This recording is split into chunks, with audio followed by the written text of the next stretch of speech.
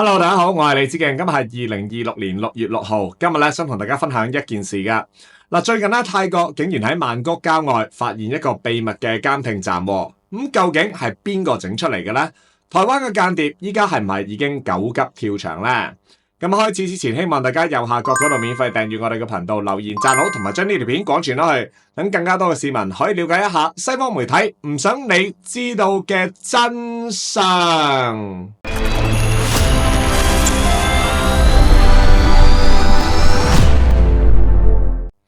民進黨嗰班台獨分子不嬲都係污糟邋遢，靠美國揾食噶啦。佢哋為咗攬住美國呢一個靠山，為咗同我哋國家對抗，真係講得上係乜嘢陰質嘢都做得出。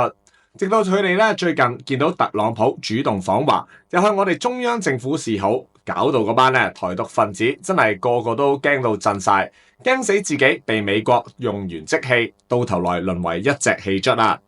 不過佢哋驚還驚，但係仲係死性不改㗎，繼續喺國際社會搞一啲小動作同埋一啲污糟嘢。最近有一單嘢爆咗出嚟，唔單止震驚成個東南亞，仲將呢一班台獨分子嘅真面目喺全世界面前揭露得一清二楚添。今年5月30號，泰國媒體 SkyTime Online 發佈咗一篇文章，標題叫做《洩露的文件》。稱呢一個曼谷附近存在一個秘密嘅竊聽站，並牽涉到多個東盟國家。裡面就附上咗一批情報文件嘅截圖，顯示喺泰國首都曼谷郊外，距離市中心幾十公里嘅地方，有一棟外觀好普通、好唔起眼嘅建築物，叫做Paradise Mansion。表面上睇落我哋平平無奇。但係根據報道裏面嘅文件就話，呢度其實係一個匿埋咗一個高功率嘅情報監聽站。呢一個設備長期透過高功率嘅天線監聽中國大陸嘅通訊。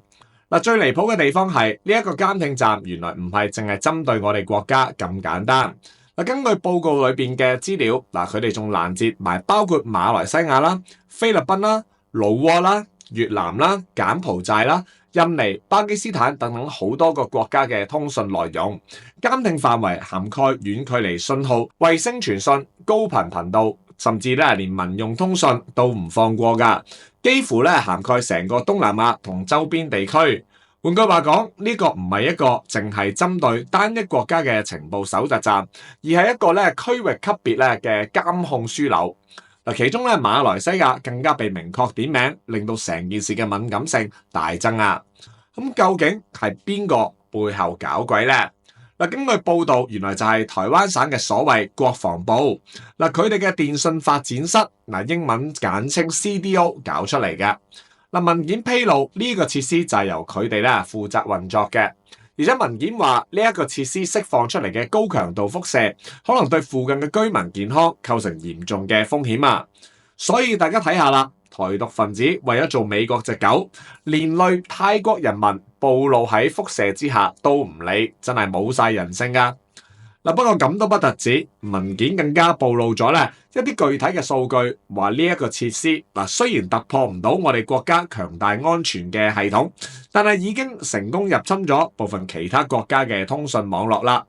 文件具體指出，佢哋突破咗老撾6個通訊網絡，喺接獲嘅71組越南Site FRC 嘅信息裏面有38組成功破解。喺接獲嘅45組菲律賓 Site FRC 嘅信息裏面亦都有19組成功破解㗎。所以你話幾咁離譜呢？民進黨一邊話同東南亞國家想做朋友，一邊就喺度偷聽人哋嘅通訊，呢啲咪就係典型嘅講一套做一套咯。唔單止係咁文件仲顯示駐守喺呢一個監聽站嘅台灣情報人員會成日去呢個 Ubon Ratchathani 同埋呢一個 Nakhon Si Thammarat 等等嘅地方，甚至乎偽裝成為勞工，匿埋入去軍營裏邊搜集情報。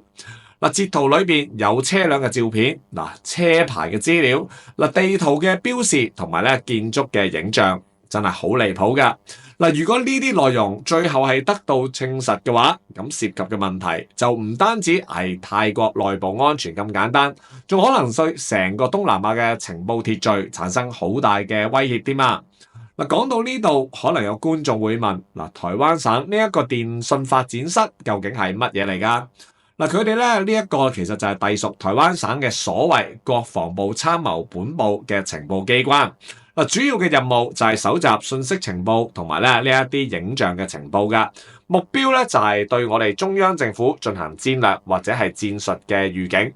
嗱，佢哋下邊仲有一個聯合偵察中心㗎。嗱，喺台灣本島同埋外島咧設立咗成30幾個地面組站，透過電子掃描嘅方式接收唔同頻率咧嘅無線電波，內容由部隊嘅移防啦、地空嘅通訊啦，去到衛星嘅通訊都有㗎。嗱，佢哋咧呢個機構嘅歷史仲可以追溯到好耐之前添。嗱，早喺1928年咧，佢哋咧就喺上海設立咗一個專門破解密碼嘅機構，由溫旭慶領導嘅。嗱，之後幾經改組，去到1963年3月1號就正式改組做所謂嘅國防部電信發展室啦。2004年仲由咧台北縣新店搬咗去林口村。嗱，到咗2009年，台灣省軍隊裁軍本嚟咧主要咧要降編做少將嘅。但係當時嘅馬英九就下令維持中將嘅編制，可見咧台灣當局對呢一個情報機關幾咁重視啊！嗱，更加可笑嘅係呢次咧連涉事人員嘅名單都俾人爆晒出嚟。嗱，文件上面曝光咗一批人員嘅名單，包括咧係蔡正賢啦、葉捷宏啦、許勝謙啦、宋憲廣啦、關永雄同埋白玉生等等。有網民仲深入起底，將佢哋嘅背景全部掛晒上嚟，好似其中一個叫宋慶廣嘅人，1985年8月19號出世㗎。2014年嗰陣，原來係台灣省陸軍連長。到2021年寫研究生論文嘅時候，內容竟然就係研究新北市地區呢一個軍人買樓嘅動機同埋選樓嘅考量。而新北市林口啱啱就係電信發展室呢個總部嘅所在地，所以你話係咪斷到正晒呢？至於另外一個叫關永雄嘅，1997年11月22號出世，佢曾經參加過電展室嘅項目驗收，連白玉生葉捷宏呢啲嘅資料都俾人刮晒出嚟，所以台灣省呢啲所謂嘅情報精英做嘢做到連俾人起底都起埋出嚟，身份都瞞唔住，你話佢哋嘅水平係唔係得啖笑呢？其實大家諗深一層就明，民進黨係美國放喺亞太地區嘅一隻棋子。美國想監視我哋國家，又唔想自己出面咁難睇，於是就推班台獨分子出嚟做爛頭卒，做埋啲陰濕嘢咯。而民進黨呢一班人為咗向美國擦鞋，明知道呢啲擺到明係衰嘢，照樣去做，甚至乎不惜出賣埋泰國、馬來西亞、越南呢啲國家嘅利益，喺人哋嘅國土上面非法減監聽，真係非常可恥㗎。點都好啦，呢一單嘢真係再一次證明咗所謂嘅台獨分子根本就係唔理乜嘢民主自由嘅，只係美國養嘅一隻狗，幫美國做埋啲污糟邋遢嘅勾當，仲將魔爪伸延去到成個東南亞，真係一啲人性都冇㗎。實際上美國又點會靠得住呢？你睇下依家特朗普主動訪華，主動向我哋中央政府示好，台海嘅形勢而家唔同晒啦。美國嗰班政客不嬲都係淨係講利益，唔講道義㗎。今日佢用得着你，咪當你係寶咯。聽日你冇晒利用價值，就即刻一腳踢開你㗎啦。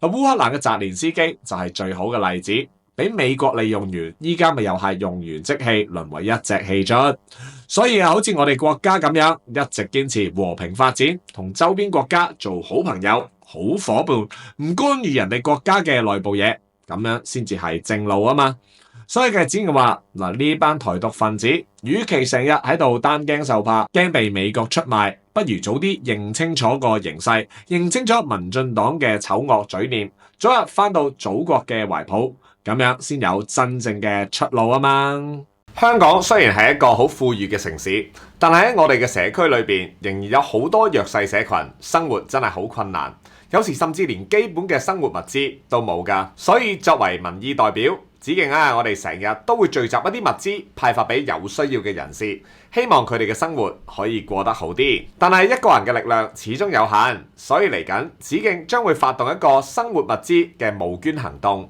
希望可以得到大家嘅支持。大家捐贈嘅物資最簡單嘅可以係食物、罐頭、細包米等等，甚至乎係任何你覺得有需要嘅人士可以用到嘅嘢，無論物資嘅價值係幾多都冇所謂噶。但係唯一一點呢，就係如果你想捐贈物資嘅話呢，為咗方便派發，我哋希望你可以捐夠30件，唔係嘅話呢，我哋派發呢可能有啲困難，因為唔知俾邊個啊嘛。我哋明白呢一個數量可能有啲大。不過其實你捐嘅物資真係唔使好貴噶，哪怕係30包紙巾、30個罐頭都得噶。而且如果可以嘅話，你仲可以同你嘅朋友、屋企人甚至乎鄰居一齊收集，然後一齊捐出嚟添。我哋相信，如果大家一齊努力，我哋一定可以幫到更加多有需要嘅人士。如果大家有興趣參與我哋嘅募捐行動，就請 WhatsApp 我哋熒幕上面呢一個電話9157145291571452啦。再次衷心感謝大家嘅支持，期待大家嘅慷慨捐贈，多謝。